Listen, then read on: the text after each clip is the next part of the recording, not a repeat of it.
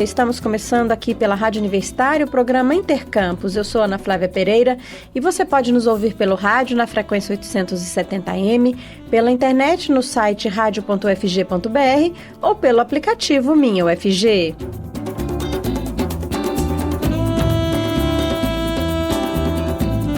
Neste 25 de dezembro, Natal, apresentamos um Intercampus especial com algumas entrevistas e informações importantes deste ano de 2019. Para começar, vamos falar de um dos principais projetos do governo federal para a área de educação, a militarização de escolas. Até 2023, o Ministério da Educação quer implementar 216 unidades cívico-militares em todo o país. O Programa Nacional das Escolas Cívico-Militares é uma parceria do MEC com o Ministério da Defesa. Cerca de 1.000 militares da reserva das Forças Armadas, policiais e bombeiros militares da ativa vão atuar na gestão educacional das instituições. Em 2020, o MEC destinará 54 milhões de reais para levar a gestão de excelência cívico-militar a 54 novas escolas. Em Goiás, 3 cidades, Águas Lindas, Valparaíso e Novo Gama, aderiram a este programa do governo federal. Mas no estado já são 60 os colégios militares bancados pelo governo estadual. A professora Miriam Fábia, da Faculdade de Educação da Universidade Federal de Goiás, comentou com a gente sobre os problemas que vê na criação de escolas cívico-militares, o que ela chama de venda de ilusão. Vamos ouvir. Eu acho que tem uma ilusão sendo fabricada de que a gente resolveria o problema da educação básica com a militarização. Eu vou usar a expressão ilusão para ser condescendente com o nosso ouvinte, porque a gente podia dizer mais pesado, né? Porque essa questão, ela tem que ser pensada a partir de que educação eu quero oferecer para a população brasileira.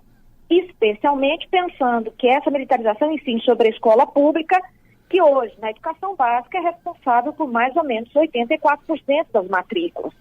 Quando eu militarizo uma escola e deixo e abandono as demais escolas, qual é o projeto de educação que eu tenho? É uma escola que é para funcionar, que é para dar certo, que é para ser referência, porque é isso que nós estamos fazendo. Partindo da experiência de Goiás, é isso que nós estamos vendo projetar.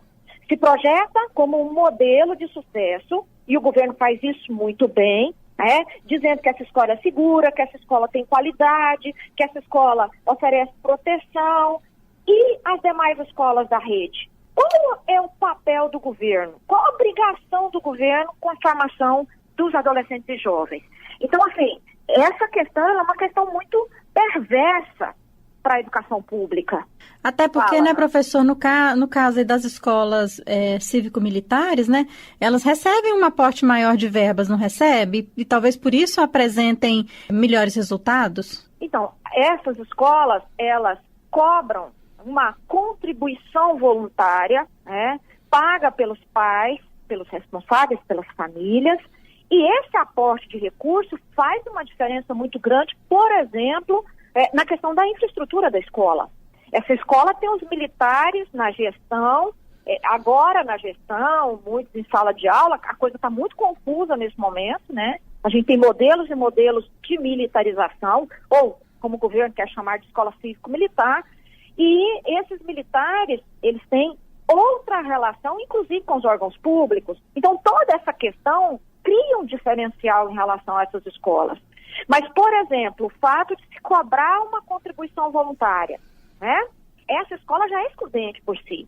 Ela já exclui uma parcela da população que nem pode pagar mensalmente. Então, eu crio uma escola excludente dentro da rede e uma escola que tem regras próprias muito distintas das outras escolas. Esse processo de militarização, ele impacta brutalmente a relação das escolas da rede. Cria uma diferenciação. Essa é uma discussão que eu tenho feito muito. E outra questão que tem sido muito alardeada, essa é uma escola segura. Ou não é obrigação dos governos oferecer segurança pública para a população, que é o papel da polícia militar? Não é ela que tem que cuidar disso? Então, só as escolas militarizadas são seguras? Qual é o papel do governo em relação às demais escolas da rede? Então, acho que são questões que estão aí para o debate e que a população tem que começar a pensar. Não seria o caso de nós, pais, famílias, responsáveis, mães, exigirmos que o governo cumpra com o seu princípio constitucional da oferta da educação pública de qualidade, segura, sem violência para todos. Só vamos ter escola segura se a polícia estiver lá dentro, mas a polícia não faz o papel dela lá fora? Não seria esse o pressuposto da segurança pública? Então, acho que são questões que estão aí que nós deveríamos começar a olhar com mais cuidado antes de assumir a defesa do modelo de escola militarizada, né? Estamos apresentando Intercampus.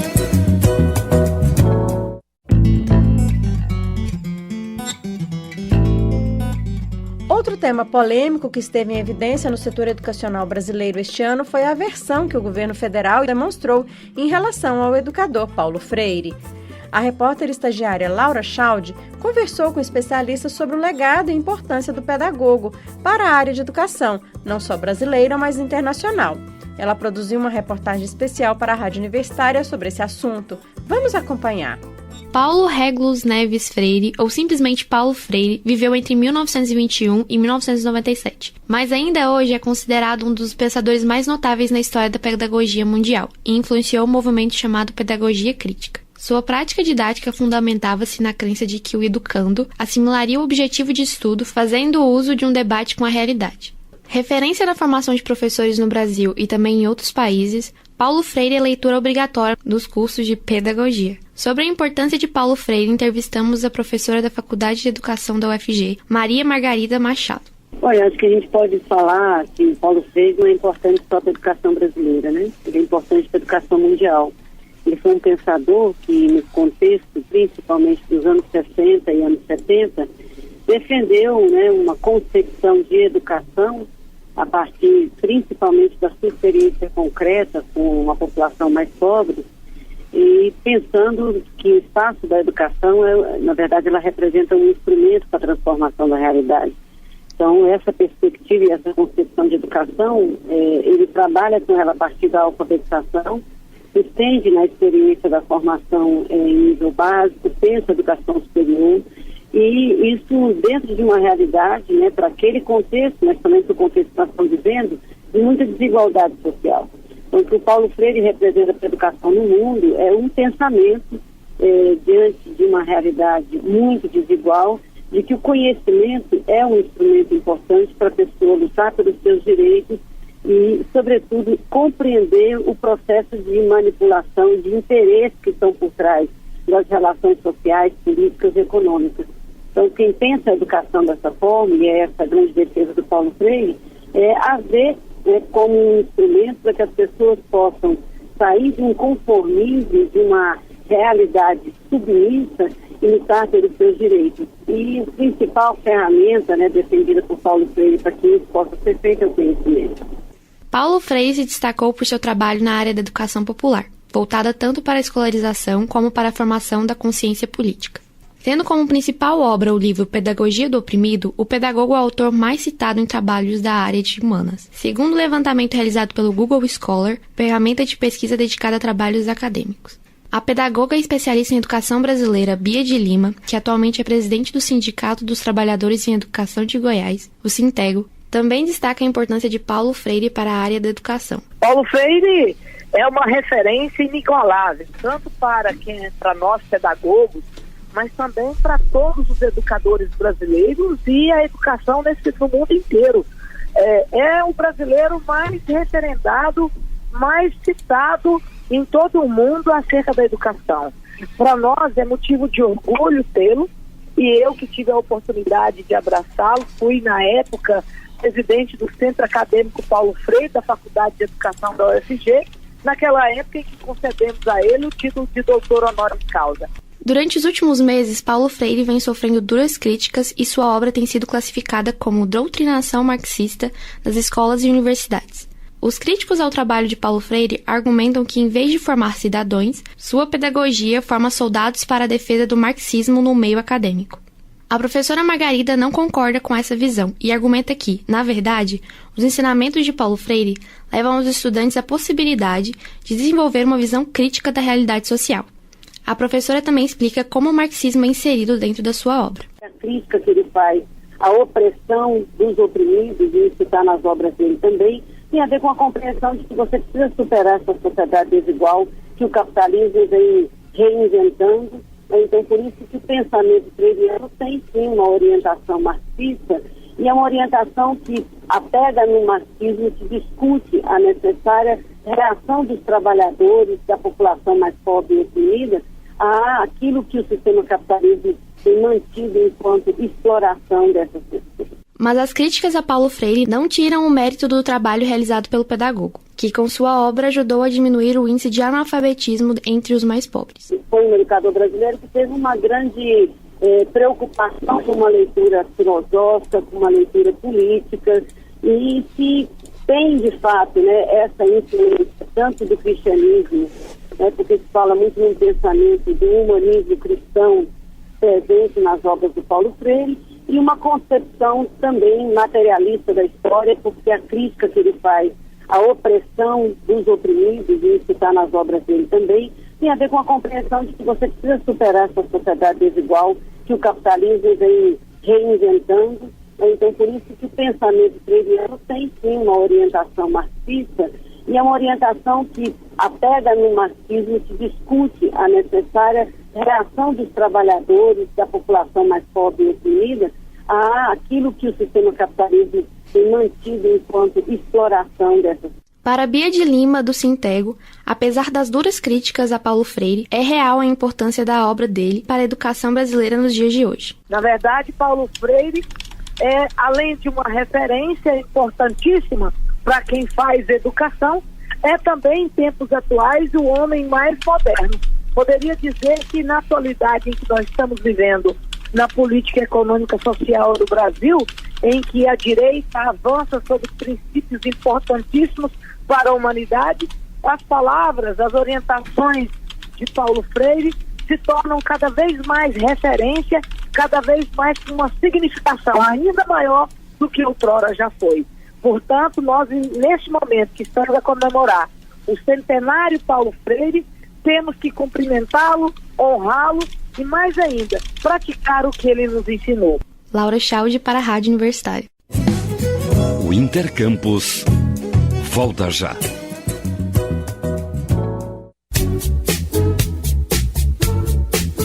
Jornal da 6.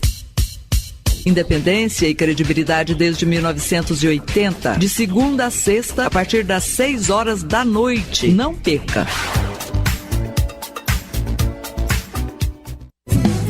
Voltamos a apresentar Intercampus. E a partir do ano que vem, a Universidade Federal de Goiás terá um novo curso de graduação, o de Inteligência Artificial. A graduação, ofertada pelo Instituto de Informática, irá oferecer 40 vagas em período integral.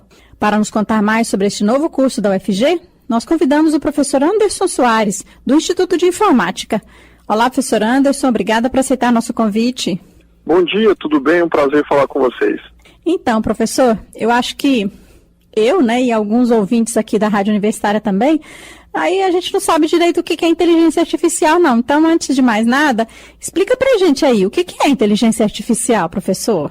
A inteligência artificial é um campo do conhecimento muito amplo, mas basicamente a gente poderia resumir a qualquer software ou equipamento físico, mecânico, capaz de realizar tarefas com algum tipo de complexidade e com algum tipo de inteligência. Então é muito comum a gente ver diversas aplicações, talvez aqui é mais natural para as pessoas, aqui tem nas redes sociais. Toda vez que você abre uma rede social, você tem uma inteligência artificial que escolhe o que vai ser exibido para você. E para cada pessoa esse conteúdo é customizado por essa inteligência artificial de modo a te entregar aquilo que tem maior chance que você tenha interesse.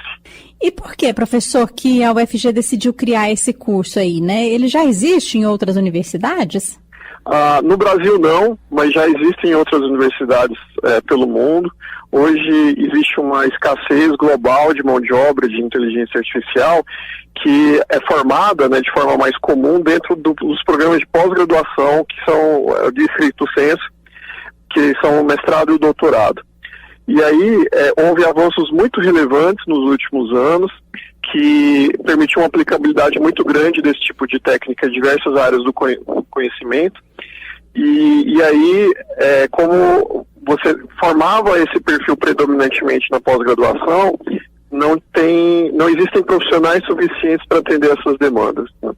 Então, existe um movimento hoje global de criação de bacharelados em inteligência artificial e ciência de dados. E aqui no Brasil, a UFG vai ser pioneira em 2020, oferecendo a primeira graduação de universidade.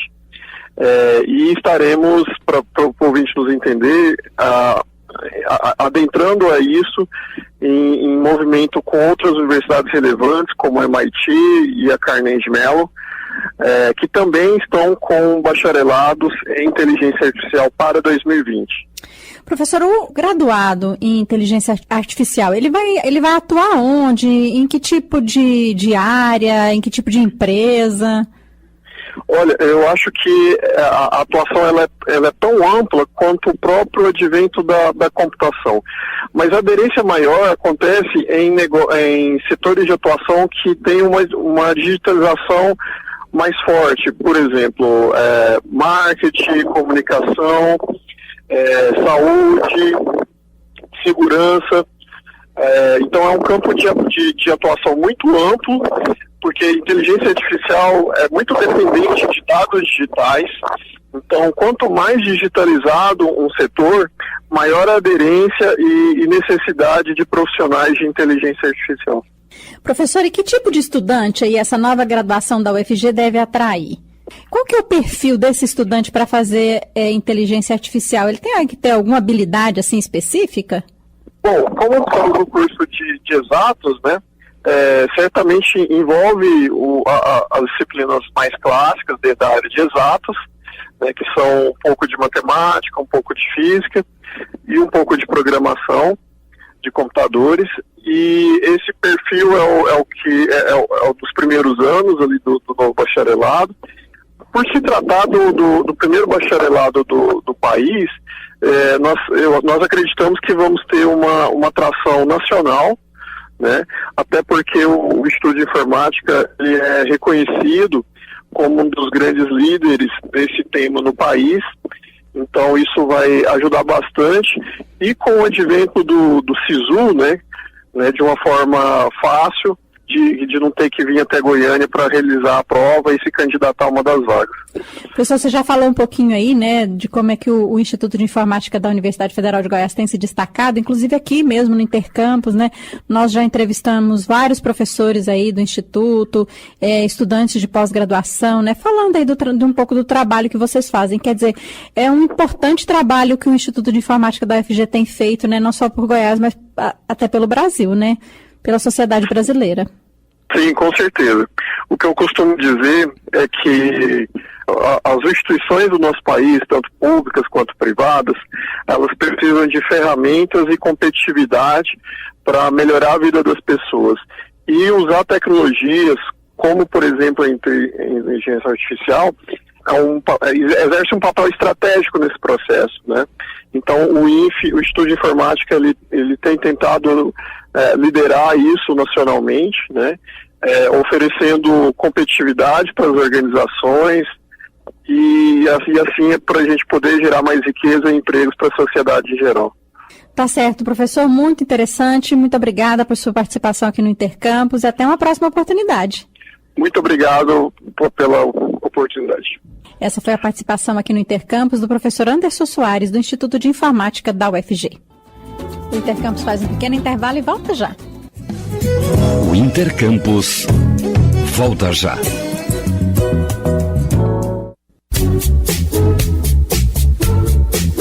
Jornal das 6. Independência e credibilidade desde 1980, de segunda a sexta, a partir das 6 horas da noite. Não perca.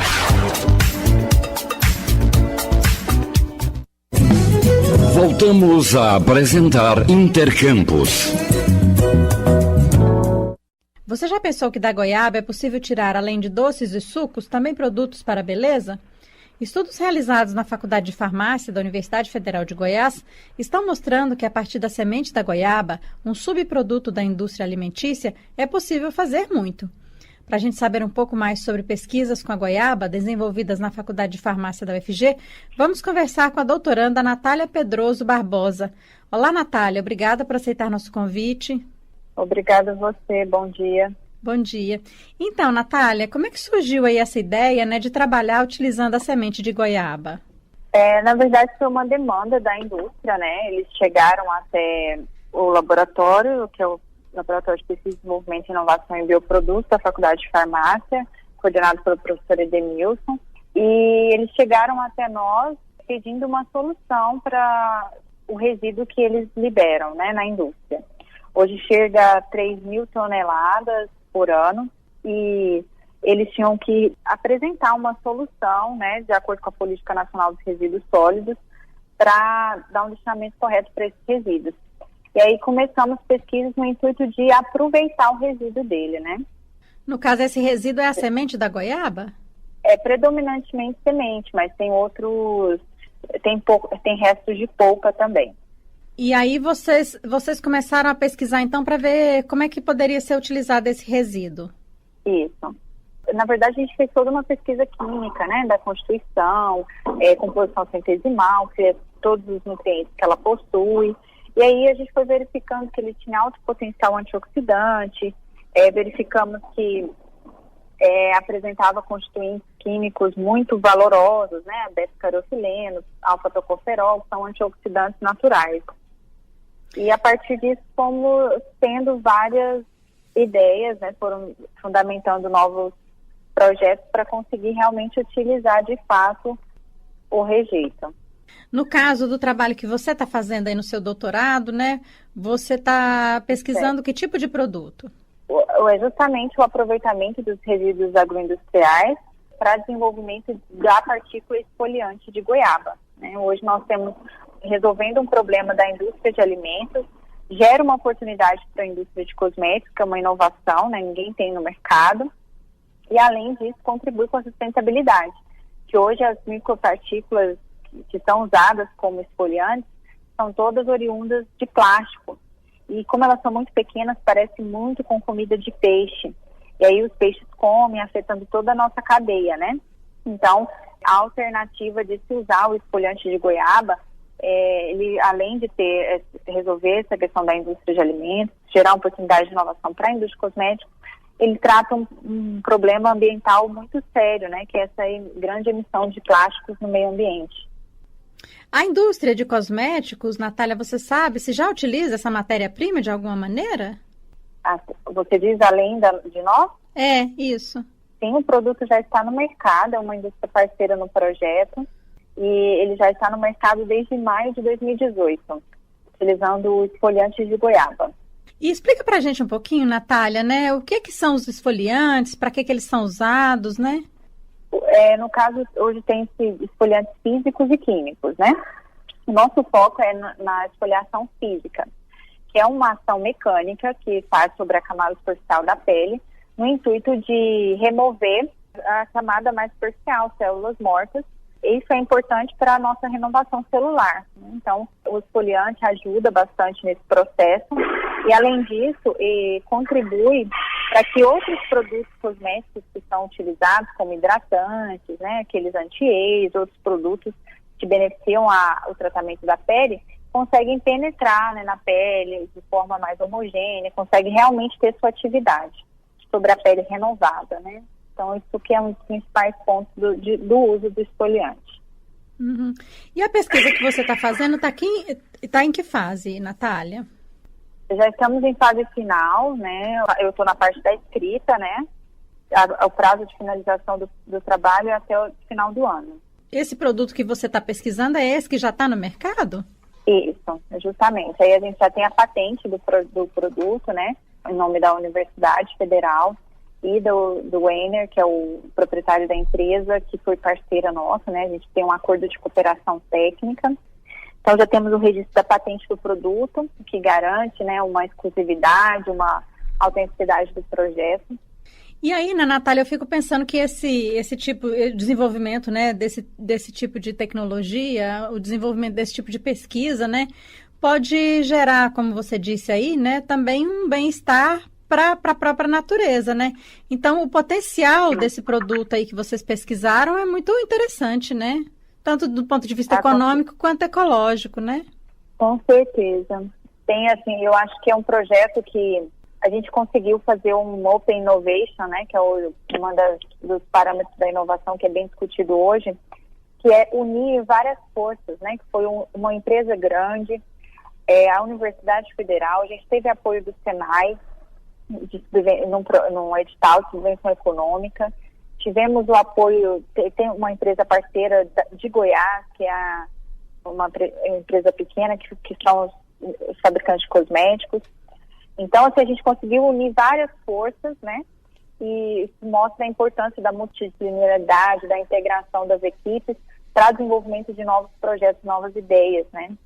E concretizar isso, estar no mercado e ter essa contribuição de forma sistêmica, né? Que trata um resíduo e deixa de eliminar outro quando é utilizado, né? Então, é um projeto muito bom, a gente tem muito orgulho, né? De fazer parte desse projeto. E aí você disse que o produto já está no mercado, tem dado certo, assim? Tem conquistado os consumidores?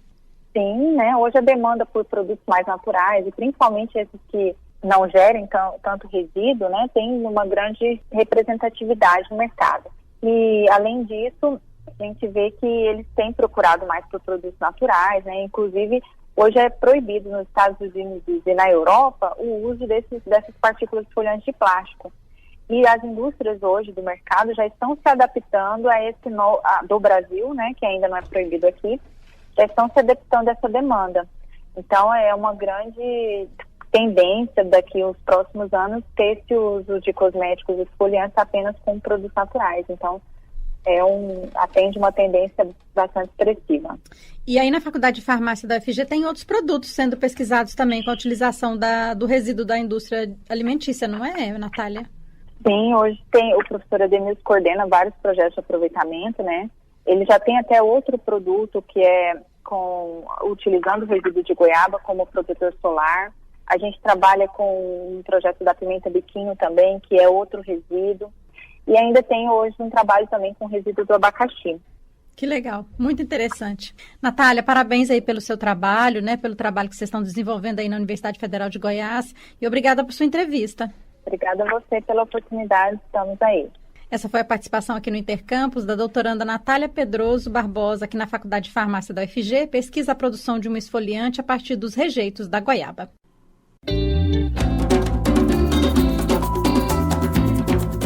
E com essa informação, a gente encerra o Intercampus deste 25 de dezembro. Obrigada pela audiência, Feliz Natal e até amanhã.